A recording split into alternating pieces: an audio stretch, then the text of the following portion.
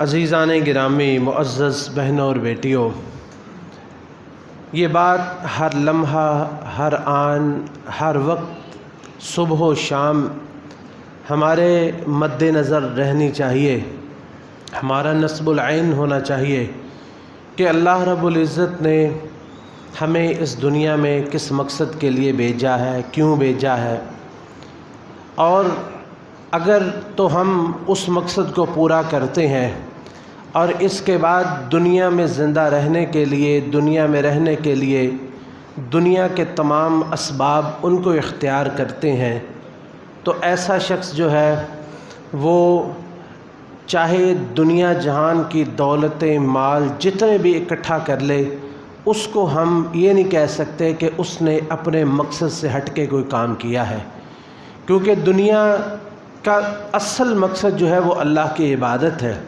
اور اس کے بعد اللہ کی عبادت کرنے کے بعد انسان جو بھی کام کرے وہ اس کے لیے جائز ہے، اس میں کوئی حرج نہیں ہے۔ اور اگر کوئی شخص اپنے دنیا میں آنے کا مقصد ہی بھول جائے اور دنیا کے ہی پیچھے پڑ جائے اور اسے خبر ہی نہ ہو کہ میں دنیا میں آیا کس مقصد کے لیے ہوں، تو اس کا ہر کام، اس کا ہر فعل، اس پہ اللہ کی لعنت ہے۔ نبی کریم صلی اللہ علیہ وسلم ارشاد فرماتے ہیں کہ الدنیا ملعونۃ ملعون ما فیہا، دنیا ساری کی ساری پر اللہ کی لعنت ہے، دنیا میں جو کچھ بھی ہے اس پر اللہ کی لعنت ہے، سوائے الا ذکر اللہ وما والہ، مگر اللہ کا ذکر اور جو اللہ کے ذکر پہ معاون جتنی چیزیں ہیں، اللہ کے ذکر پہ معاون جتنی چیزیں ہیں، چاہے وہ کاروبار ہے، چاہے وہ نوکری ہے، وہ پیسہ ہے، وہ دولت ہے، وہ گاڑی ہے، وہ بنگلہ ہے، وہ کچھ بھی ہے، اگر یہ چیزیں اللہ کے ذکر پہ معاون ہیں تو یہ بھی درست ہے۔ الا عالما او متعلما، اس کے علاوہ دو لوگ ایسے ہیں جو لعنت سے بچے ہیں، ایک وہ جو عالم دین ہے اور دوسرا وہ جو دین کی تعلیم حاصل کرتا ہے۔ اب دیکھ لیں کہ ان تین چیزوں کے علاوہ، یعنی اللہ کا ذکر اور علم حاصل کرنا اور علم سکھانا، یہی تین چیزیں صرف دنیا میں بچتی ہیں۔ اگر ہمارے روزانہ کے معاملات میں یہ تین چیزیں شامل نہیں ہیں تو نعوذ باللہ، اللہ ہم سب کو محفوظ فرمائے، ایسا شخص بھی اللہ کی لعنت میں آ جاتا ہے۔ رسول اللہ صلی اللہ علیہ وسلم کی بد دعا اس کے لیے بھی لگ جاتی ہے کہ اس پہ اللہ کی لعنت ہو۔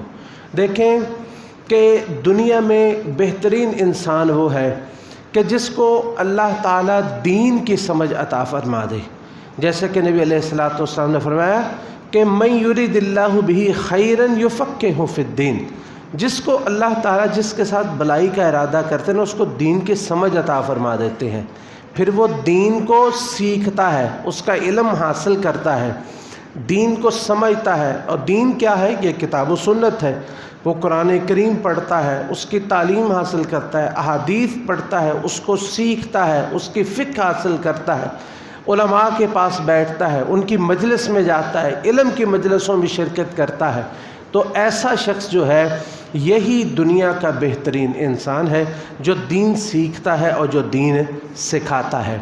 تو دین سیکھنے والے اور سکھانے والے، ان کا اللہ تعالیٰ نے کتنا مقام رکھا ہے، اس کے بارے میں اللہ تعالیٰ فرماتے ہیں کہ وَمَا كَانَ الْمُؤْمِنُونَ لِيَنْفِرُوا كَافَّةً، کہ مومنوں کے لیے یہ درست نہیں ہے کہ وہ جہاد کے لیے جب نکلے تو سارے کے سارے نکل جائیں، بلکہ فلولا نفر من کل فرقۃ منہم طائفۃ لیتفقہوا فی الدین، ایسا کیوں نہیں ہے کہ ان لوگوں میں سے کچھ لوگ پیچھے رہیں تاکہ وہ دین کی فقہ اور دین کی سمجھ حاصل کریں، اذا رجعوا ولینذروا قومہم اذا رجعوا الیہم، تاکہ جب وہ لوگ جہاد سے واپس آئیں انہیں اللہ سے ڈرائیں اور اللہ کی طرف راغب کریں، لعلہم یحذرون، تاکہ وہ برے کاموں سے بچ جائیں۔ اور اسی لیے اللہ تعالیٰ نے قرآن مجید میں فرمایا کہ کیا عالم اور جاہل کسی صورت میں برابر ہو سکتے ہیں؟ ان کا تو موازنہ ہی کوئی نہیں ہے، ایک جو ہے وہ آسمانوں کا ستارہ اور دوسرا زمین کے ساتھ پیوند خاک ہونے والا، ان کا کیا مقابلہ ہے؟ اللہ رب العزت فرماتے ہیں کل حل یستوی الذین یعلمون والذین لا یعلمون، ان سے کل حل، ان سے پوچھئے کہ کیا علم رکھنے والے، توحید کا علم رکھنے والے اور قرآن اور حدیث کا علم رکھنے والے ان کی طرح ہو سکتے ہیں جو اس کا علم رکھتے ہی نہیں ہیں؟ حل یستوی الذین یعلمون والذین لا یعلمون انما یتذکر اولو الالباب۔ بات یہ ہے کہ یہ جو عقلوں والے ہیں وہی اس بات کو سمجھتے ہیں اور وہی اس بات کی فکر رکھتے ہیں کہ اللہ رب العزت نے علم والوں کا مقام رکھا ہے۔ یرفع اللہ الذین آمنوا منکم والذین اوتوا العلم درجات۔ اللہ رب العزت فرماتے ہیں کہ اہل علم کو اللہ نے بلند مقام عطا فرمایا ہے۔ جو یرفع اللہ الذین آمنوا، اللہ ایمان والوں کو بلند فرمائے گا اور فرماتا ہے والذین اوتوا العلم درجات، جن لوگوں کو اللہ نے علم عطا فرمایا ہے ان کے بڑے درجے ہیں، ان کے بڑی فضیلتیں ہیں اور ان کے درجے بڑے، ان کی تفصیل میں ابھی ذکر کرتا ہوں۔ لیکن اس سے پہلے امام احمد بن حنبل رحمۃ اللہ علیہ، ان کی ایک بات مجھے بڑی ہی خوبصورت لگی۔ ان کی کتاب ہے الرد علی الجہمیۃ والزنادقہ، کتاب کا نام ہے یعنی جہمی اور زندیق ان لوگوں پر رد۔ اس کتاب کی ابتدا میں جو اس کا مقدمہ لکھتے ہیں اس میں فرماتے ہیں کہ الحمدللہ الذی جعل فی کل زمان فترۃ من الرسل بقایا من اہل العلم یدعون من ضل الی الہدی۔ فرماتے ہیں کہ تمام تعریفیں اللہ ہی کے لیے ہیں جس نے انبیاء کے ختم کے سلسلے کے رکنے کے بعد ہر زمانے میں علماء کو بھیجا اور علماء مقرر فرمائے، اور وہ ان علماء کا کیا کام ہے؟ یدعون من ضل الی الہدی، جو ہدایت سے ہٹ جائے اس کو ہدایت کی طرف واپس لے کے آتے ہیں۔ ویصبرون منہم علی الاذی، اور پھر اس رستے میں انہیں جو تکلیفوں کا سامنا کرنا پڑتا ہے یہ لوگ اس پہ صبر کرتے ہیں۔ یحیون بکتاب اللہ الموتیٰ، جو لوگ روحانی طور پر مر چکے ہیں اللہ کی کتاب کے ساتھ وہ ان کو زندہ کرتے ہیں۔ وَيُبْصِرُونَ بِنُورِ اللَّهِ أَهْلَ الْعَمَى، اور جو لوگ دین کی طرف سے اندھے ہو چکے ہیں وہ ان کو اللہ کے فضل سے، علم کا نور سے ان کی نگاہیں واپس لاتے ہیں۔ فَكَمْ مِنْ قَتِيلٍ لِإِبْلِيسٍ قَدْ أَحْيَوْهُ، کتنے ہی لوگ جن کو ابلیس نے سمجھا تھا کہ میں نے ان کو بس اب مار دیا ہے اور یہ سیدھے جہنم میں جائیں گے، لیکن ان اہل علم نے ان کو اللہ کی طرف بلایا اور ان کو دوبارہ زندگی کی طرف لے آئے۔ وَكَمْ مِنْ ضَالٍ طَائِهٍ قَدْ هَدَوْا، اور کتنے لوگ جو گمراہ ہو چکے تھے وہ ان کو ہدایت کے رستے پہ لے کے آئے۔ فَمَا أَحْسَنَ أَثَرُهُمْ عَلَى النَّاسِ وَأَقْبَحَ أَثَرُ النَّاسِ عَلَيْهِمْ، ان کا لوگوں پر کتنے اچھے اثرات ہیں اور لوگ ان علماء کے ساتھ کتنا برا سلوک کرتے ہیں۔ ینفون عن کتاب اللہ، یہ اہل علم جو ہے ینفون عن کتاب اللہ تحریف الغالین، کہ جو غالی لوگ ہیں حد سے گزرنے والے کتاب اللہ میں تحریف کرتے ہیں، یہ لوگ اس تحریف کا رد کرتے ہیں۔ وَانتحال المبطلین، اور باطل سوچ رکھنے والے ان کی غلط بیانی کو دور کرتے ہیں۔ وَتَأْوِيلِ الْجَاهِلِينَ، اور جاہلوں کی جو تعویل ہے اس کی یہ تصحیح کرتے ہیں اور لوگوں کو بتاتے ہیں کہ یہ کتاب اللہ اور سنت رسول کا علم ہے۔ عزیزان گرامی، اللہ رب العزت نے علم کا اور اہل علم کا کیا مقام رکھا ہے، اس کے بارے میں حضرت ابو الدرداء رضی اللہ تعالیٰ عنہ کے ایک طویل حدیث ہے۔ اس کا ایک پس منظر کہ ایک شخص علم حاصل کرنے کے لیے ان کے پاس گیا تو انہوں نے پوچھا کہ کیا صرف اس مقصد کے لیے آئے ہو؟ کہنے لگا جی ایک لمبا سفر کر کے میں صرف اس مقصد کے لیے آپ کے پاس آیا ہوں تاکہ میں آپ سے علم حاصل کر سکوں۔ تو ابو الدرداء نے رضی اللہ تعالیٰ عنہ نے نبی کریم صلی اللہ علیہ وسلم کی ایک طویل حدیث ان کو سنائی جو علم اور اہل علم کے فضیلت میں ایک اعلیٰ مقام اور بلکہ اس باب میں جسے کہتے ہیں نا یعنی اصل کی حیثیت رکھتی ہے۔ وہ حدیث سنیے، اپنے ذہنوں میں اتاریے، اپنے دلوں میں اسے جگہ دے اور اللہ سے دعا کرے اللہ ہمیں بھی اہل علم میں بنا دے۔ ابو الدرداء رضی اللہ تعالیٰ عنہ روایت کرتے ہیں کہ رسول اللہ صلی اللہ علیہ وسلم نے ارشاد فرمایا کہ من سلک طریقا یلتمس فیہ علما سہل اللہ لہ طریقا الی الجنہ، کہ جو شخص کوئی رستہ اختیار کرے، کوئی سفر کرتا ہے، وہ چاہے سفر وہ قدموں سے ہو، وہ گھوڑے پہ ہو، وہ کسی سواری پہ ہو، لیکن مقصد اس کا علم حاصل کرنا ہو، سہل اللہ لہ طریقا الی الجنہ، تو اللہ رب العزت اس کے لیے جنت کے راستے آسان فرما دیتے ہیں۔ کیا مطلب اس کا ہے؟ کہ اللہ تعالیٰ جو علم حاصل کرنے کے لیے نکلتا ہے، اللہ تعالیٰ اس کو عمل کے لیے ایسی راہیں اس کے لیے کھول دیتے ہیں کہ پھر وہ ایسے رستے اختیار کرتا ہے کہ جنت اس کے لیے آسان ہو جاتی۔ اللہ تعالیٰ اسے ایسی نیکیوں کی توفیق عطا فرماتے ہیں اور ایسی موافقت اس کے ساتھ فرماتے ہیں کہ وہ پھر ایسے اچھے اعمال کرتا ہے کہ اس کے لیے جنت میں پہنچنا آسان ہو جاتا ہے۔ نمبر 1۔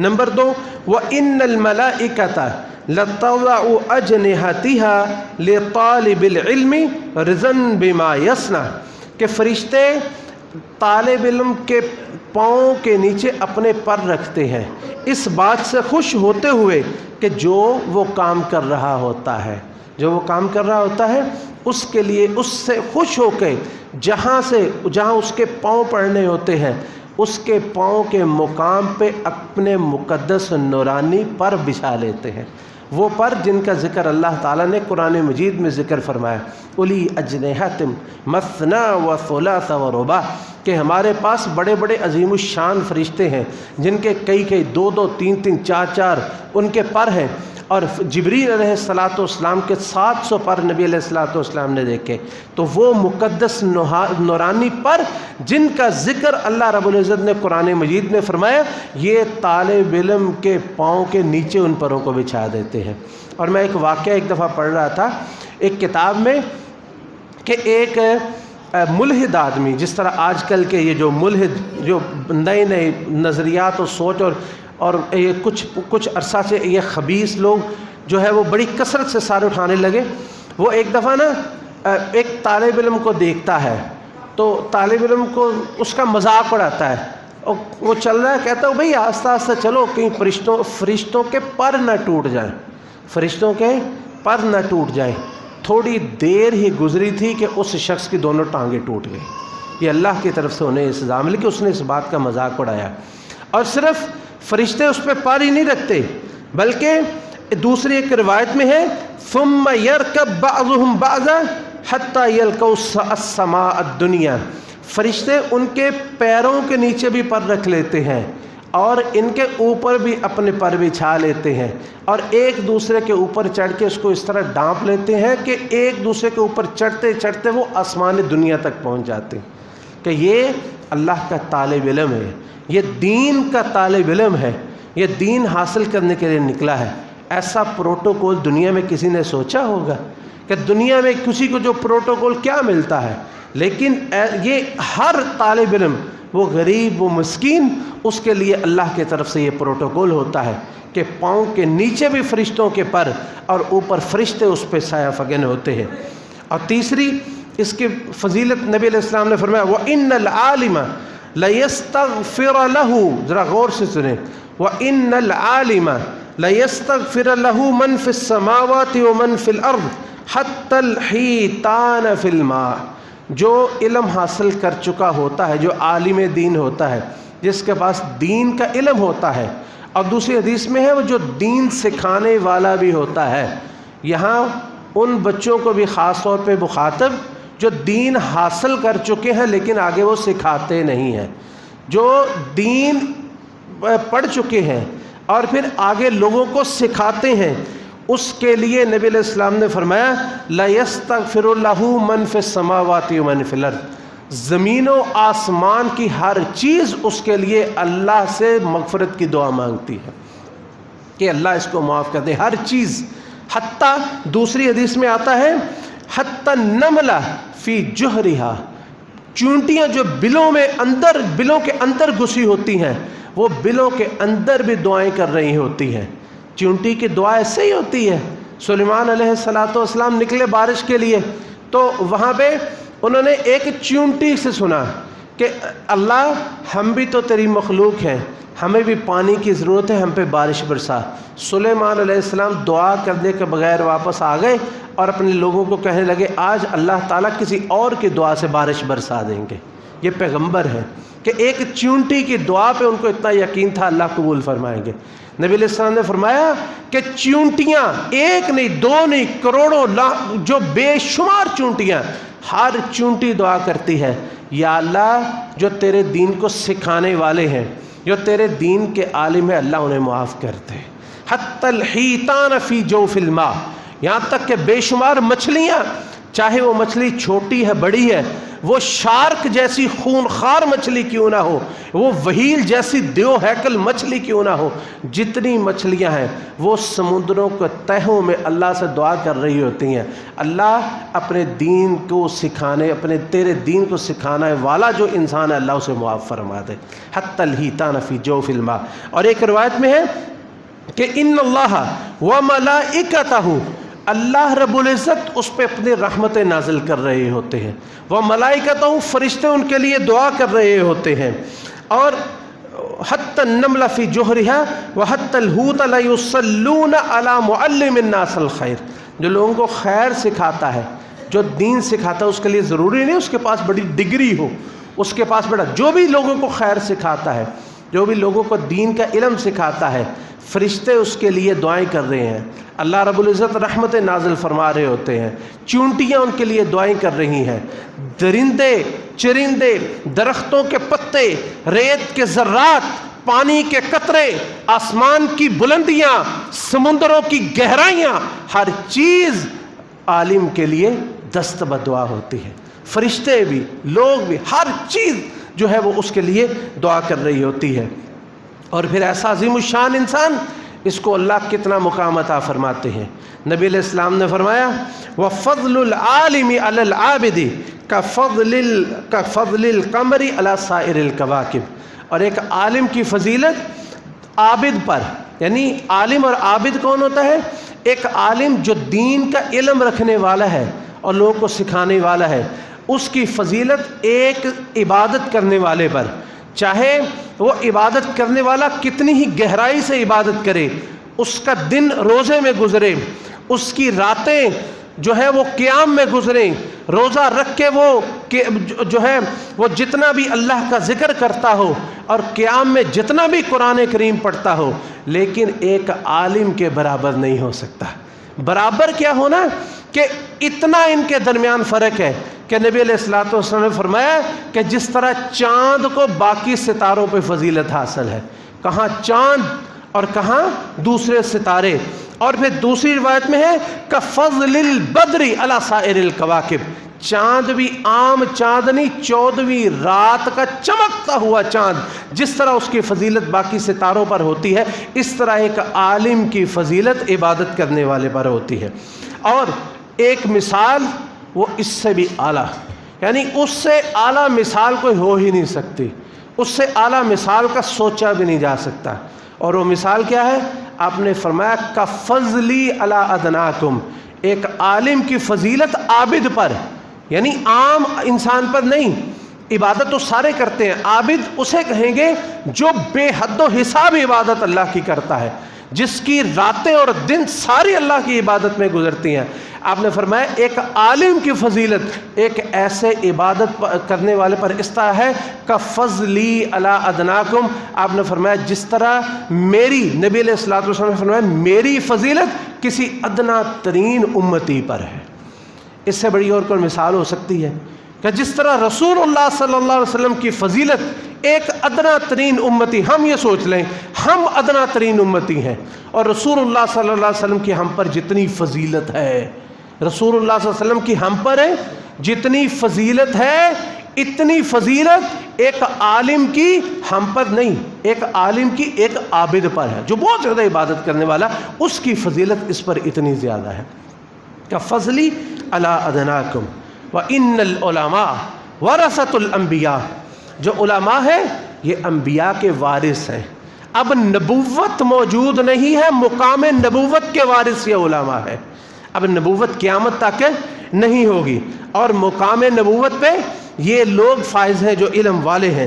وَإِنَّ الْأَنْبِيَاءَ لَمْ يُوَرِّثُوا دِرْهَمًا وَلَا دِینَارًا، کہ انبیاء نے درہم و دینار نہیں لوگوں کے لیے چھوڑے بلکہ علم چھوڑا۔ ابو ہریرہ رضی اللہ تعالیٰ نے ایک دفعہ مدینے کے بازار میں نکلے، لوگ تجارت میں مصروف، کہنے لگے لوگوں تم یہاں پہ تجارت میں مصروف ہو، ادھر مسجد نبوی میں اللہ کے رسول کی وراثت تقسیم ہو رہی ہے۔ لوگ بھاگے مسجد نبوی کی طرف، وہاں پہ دیکھا کچھ بھی نہیں، واپس آ گئے۔ ابو ہریرہ تم تو کہتے تھے وراثت تقسیم ہو رہی ہے، وہاں تو کچھ بھی نہیں ہے۔ پوچھا وہاں کون کون ہے؟ کہتے جی وہاں کچھ لوگ نماز پڑھ رہے تھے، کچھ لوگ قرآن پڑھ رہے تھے، اور کچھ لوگ حلال و حرام کا علم سیکھ رہے تھے۔ فرمایا یہی تو نبی کی وارث وراثت ہے، جو حلال و حرام کا علم سیکھتے ہیں یہی نبی کی وراثت ہے، اور یہی وراثت یہاں پہ بٹ رہی ہے تم درہم و دینار تلاش کرنے کے لیے۔ لم یورثوا درہما ولا دینارا، علماء نہ تو درہم و دینار چھوڑ کے گئے ہیں بلکہ یہ علم ہی جو ہے وہ انبیاء چھوڑ کے گئے ہیں۔ عزیزان گرامی، ایک عالم کی فضیلت ایک عابد پر اتنی زیادہ کیوں ہے؟ اس لیے کہ جو عابد ہوتا ہے نا وہ اپنی عبادتوں سے اور ریاضتوں سے اس مقام تک نہیں پہنچتا جس مقام پہ ایک عالم اپنے علم سے پہنچ جاتا ہے۔ مثال کے طور پر صحیح بخاری کی ایک حدیث ہے، طویل حدیث، آپ نے بھی بے شمار دفعہ سنی ہوگی، کہ ایک شخص بہت بڑا ظالم تھا، اتنا ظالم کہ 99 خون اس نے اپنے ہاتھوں سے کیے تھے۔ تلواریں ہوتی تو اس وقت گولی سے قتل کرنا آسان ہے، تلوار کے ساتھ اس نے اپنی سے 99 لوگوں کو قتل کیا۔ اس کے دل میں خیال آیا کہ میں نے بڑا ظلم کیا ہے، تو کیا میں بچ سکتا ہوں، میری توبہ ہو سکتی ہے قبول؟ وہ ایک صوفی صاحب کے پاس چلا گیا، ایک بہت بڑے حدیث میں لفظ عابد، میں اس کا ترجمہ صوفی کرتا ہوں، کہ بہت بڑے عابد تھے، یعنی صوفی ٹائپ آدمی تھا۔ اس کے پاس جا کے کہتا ہے میں نے 99 قتل کیے ہیں، تو کیا میری توبہ ممکن ہے؟ کہتا ہو تو بے شرم، تم 99 قتل کر کے آگے ہو، کوئی توبہ نہیں ہے تمہاری۔ اس کو اتنا غصہ ہے، اس نے تلوار پکڑی اور اپنی سینچری مکمل کر دی، اس کو بھی قتل کر دیا، 100 پورے کر دیا۔ اب پھر اس کو خیال آیا لو میں تو توبہ کرنے کے لیے گیا تھا، ایک اور بندہ میں نے قتل کر دیا، پورے 100 ہو گئے۔ کسی سے پوچھا کہ اب میں کیا کروں؟ کہتا جی فلاں جگہ پہ ایک بہت بڑے عالم ہیں، اب ان کے پاس جائیں۔ وہ بندہ جو ہے سفر کر کے ان کے پاس پہنچا، ان کو کہتا ہے جی میں نے 100 قتل کر دیے ہیں، کیا میری توبہ قبول ہو سکتی ہے؟ کہتا ہے جی توبہ کے درمیان کون حائل ہو سکتا ہے؟ کون ہے بندہ کہ جو انسان کی توبہ کو روک سکے؟ روک ہو کیوں نہیں توبہ، تم کرو، اللہ قبول کرنے والا ہے۔ لیکن ایک بات یاد رکھنا کہ جس جگہ میں تم رہتے ہو یہ ظالم لوگوں کی جگہ ہے، وہاں پہ واپس جاؤ گے پھر قتل و غارت کرو گے۔ تم ایسا کرو فلاں جگہ پہ چلے جاؤ، وہاں بڑے ہی نیک لوگ رہتے ہیں اس شہر میں، ان لوگوں کے ساتھ وہاں پہ جاؤ، اللہ کی عبادت کرو، اللہ معاف فرمانے والا ہے۔ چنانچہ اس نے سفر شروع کیا، حتیٰ اذا انتصف الطریق، نصف رستہ گزرا کہ اس کی موت کا وقت آ گیا۔ جب اس نے دیکھا میں مرنے لگا ہوں تو اس نے نا اپنے آپ کو گھسیٹ کے اس رستے پہ ڈالا جو رستہ اس ہدایت والے شہر کی طرف جاتا تھا، اپنے آپ کو گھسیٹ کے وہاں پھینک دیا، وہاں اس کی موت آ گئی۔ اللہ کا حکم تھا کہ دونوں فرشتے آ گئے، اللہ لوگوں کو دکھانا چاہتے تھے نا، رحمت کے فرشتے بھی آ گئے، عذاب کے فرشتے بھی آ گئے۔ عذاب والے فرشتے کہتے ہیں اس نے دنیا کو اپنے ظلم سے بھر دیا، ہم تو نہیں چھوڑیں گے، ہم لے کے جائیں گے۔ رحمت والے فرشتے کہتے ہیں نہیں جی یہ تو جو ہے وہ توبہ کرنے کی طرف جا رہا تھا، ہم اسے لے کے جائیں گے۔ تو یہ ان کا جو ہے وہ معاملہ جھگڑا چل رہا تھا۔ اللہ رب العزت نے ایک فرشتے کو انسان کی شکل میں بھیجا اور اللہ کے حکم سے انہوں نے کہا جی آپ ہمارا فیصلہ کر دیں، اس کو ہم جہنم کی طرف لے کے جائیں یا جنت کی طرف لے کے جائیں۔ تو اس فرشتے نے اللہ کی وحی کے مطابق اور اللہ کے حکم کے مطابق یہ فیصلہ کیا، کہتے ہیں جی دونوں جگہ ماپ لیں، جس جگہ کا فاصلہ کم ہے اس کو ادھر لے جائیں، اگر تو جہاں سے آ رہا ہے وہ فاصلہ کم ہے تو جہنم کی طرف جائے گا، اگر جس طرف جا رہا ہے ادھر کا فاصلہ کم ہے تو جنت کی طرف جائے گا۔ صحیح بخاری کی روایت ہے، نبی علیہ الصلوۃ والسلام فرماتے ہیں اللہ رب العزت نے اس جگہ کو جہاں سے وہ آ رہا تھا اور اس کو کہا تو پھیل جا، اور جنت والی جو جگہ تھی، جو توبہ والا جو رستہ تھا، اس کو کہا تو سمٹ جا۔ وہ سمٹ گئی۔ فرشتوں نے کون سا فیتے کے ساتھ ماپنا تھا، 1 سیکنڈ میں انہوں نے اللہ کے حکم سے ماپا، تو جو جگہ توبہ والا شہر، جس شہر کی طرف وہ جا رہا تھا توبہ کرنے کے لیے، وہ جگہ ایک بالشت کم نکلی اس سے، صرف ایک بالشت، اللہ کے حکم سے وہ فرشتے اس کی روح کو لے کے جنت میں چلے گئے۔ مقصد بیان کرنے کا یہ ہے کہ ایک عابد نے اس کے میں تشدد دکھایا اور بغیر علم کے فتویٰ دیا تو اپنی جان سے بھی گیا، اور ایک عالم نے اسے ہدایت کا رستہ دکھایا، وہ ہدایت کی طرف گیا تو اللہ نے معاف بھی کر دیا۔ اس وجہ سے عالم کی فضیلت جو ہے ایک عابد پر اتنی زیادہ ہے۔ اللہ رب العزت ہم سب کو علم کی راہ پہ چلنے کی اور اس پر عمل کرنے کی توفیق نصیب فرمائے۔ علم اور اس کی فضیلت آپ نے سنی، یہ سارا کچھ بیان کرنے کا مقصد یہ ہے کہ آپ خود اور اپنے بچوں کو علم کے حصول پر لگائیں۔ اور علم کے حصول کا دو طریقے ہیں۔ ایک تو یہ کہ آپ اپنے بچوں کو مدرسوں میں داخل کروائیں۔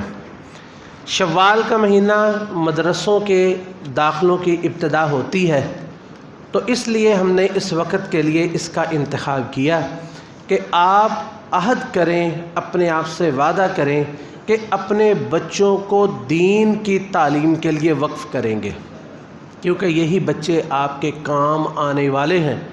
باقی دنیا کیا، دولت، پیسہ، آپ مرے انہوں نے خود بخود لے لینا آپ کا۔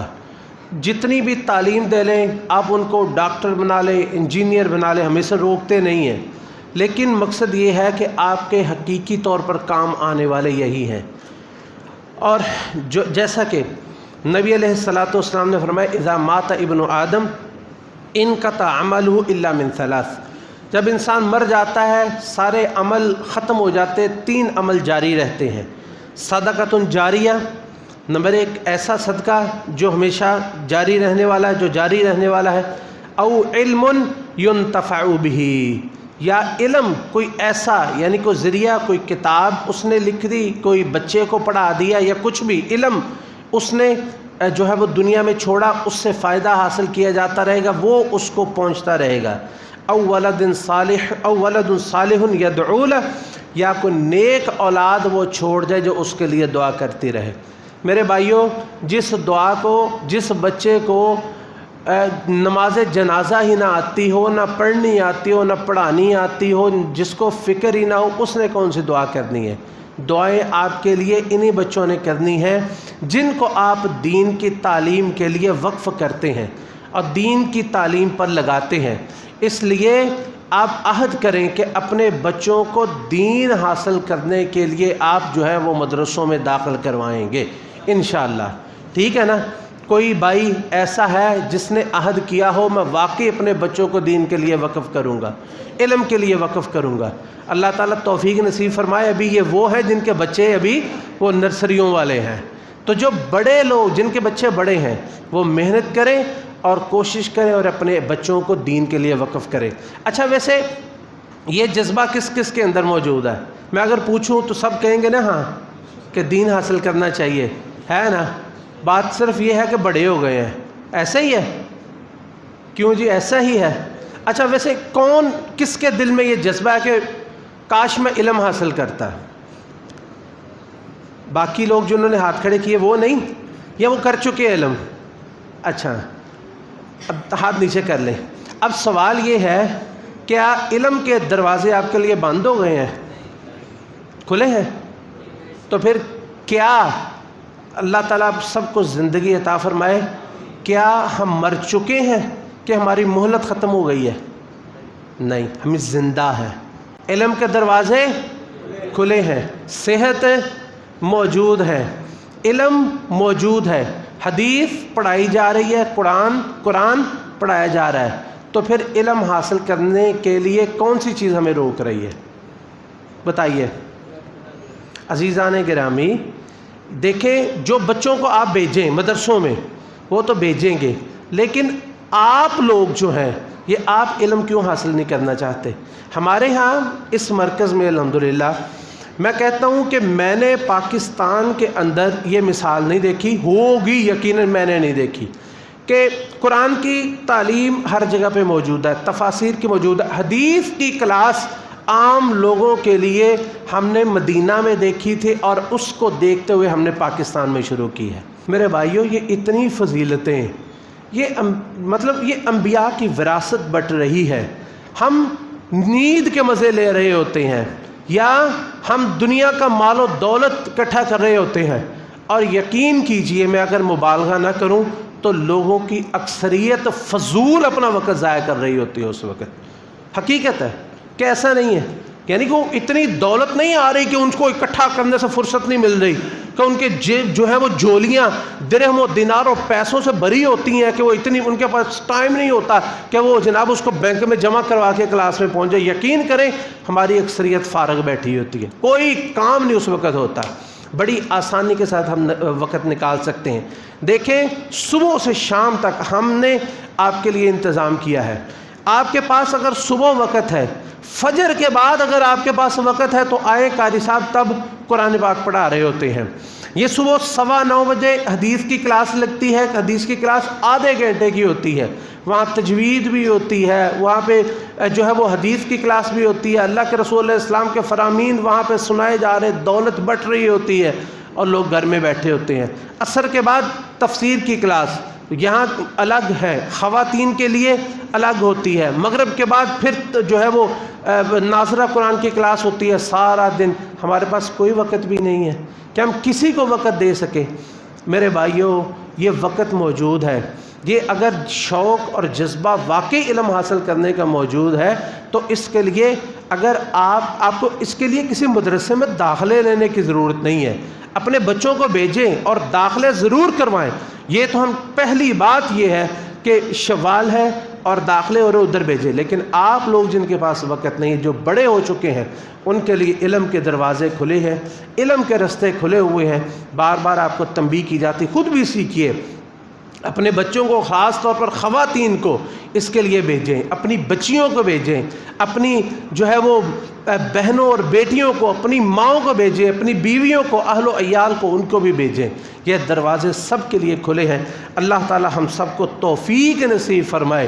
اللہم انفعنا بما علمتنا وعلمنا ما ينفعنا وزدنا علما. ایک واحد چیز ہے، پورے قرآن کو اور حدیث کو اٹھا لیں کہ نبی علیہ السلام نے جس چیز کی زیادتی طلب کی ہے، اور اللہ نے کہا کل رب زدنی علما، اے پیغمبر کہہ دیجئے اللہ مجھے اور علم عطا فرما. یعنی نبوت کے علم موجود ہے، قرآن اتر رہا ہے اور پھر کہا جا رہا ہے کل رب زدنی علما. کہہ دیجئے اور اللہ سے دعا کیجئے، ہاتھ اٹھا لیجئے، رب زدنی علما، اے اللہ مجھے اور علم عطا فرما.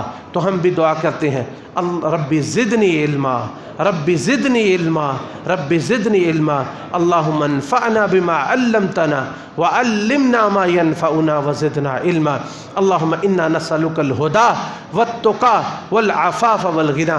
اللہم انا نسألک من الخیر کلہ عاجلہ وآجلہ ما علمنا منہ وما لم نعلم ونعوذ بک من الشر کلہ عاجلہ وآجلہ ما علمنا منہ وما لم نعلم. اللہم انا نسألک بكل ما سألك به عبدك ونبيك محمد صلى الله عليه وسلم ونعوذ بك بكل ما استعاذك به عبدك ونبيك محمد صلى الله عليه وسلم. اللهم إنا نسألك الجنة الفردوس، اللهم إنا نسألك الجنة الفردوس، اللهم إنا نسألك الجنة الفردوس وما قرب إليها من قول أو عمل. ونعوذ بك من النار، ونعوذ بك من النار، ونعوذ بك من النار وما قرب إليها من قول أو عمل. اللهم رب الناس أذهب البأس واشف أنت الشافي لا شفاء إلا شفاؤك شفاء لا يغادر سقما. ربنا اغفر لنا ولإخواننا الذين سبقونا بالإيمان ولا تجعل في قلوبنا غلا للذين آمنوا ربنا إنك رؤوف رحيم. اللهم صل على محمد وعلى آل محمد كما صليت على إبراهيم وعلى آل إبراهيم إنك حميد مجيد. اللهم بارك على محمد وعلى آل محمد كما باركت على إبراهيم وعلى آل إبراهيم إنك حميد مجيد.